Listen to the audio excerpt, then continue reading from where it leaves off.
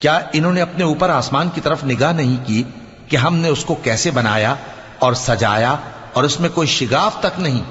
اور زمین کو دیکھو، اسے ہم نے پھیلایا اور اس میں پہاڑ رکھ دیے اور اس میں ہر طرح کی خوشنما چیزیں اگائیں تاکہ رجوع لانے والے بندے ہدایت اور نصیحت حاصل کریں۔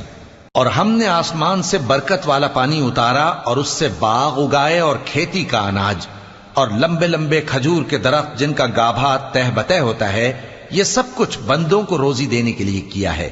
اور اس پانی سے ہم نے مردہ زمین کو زندہ کیا، بس اسی طرح قیامت کے روز نکل پڑنا ہے۔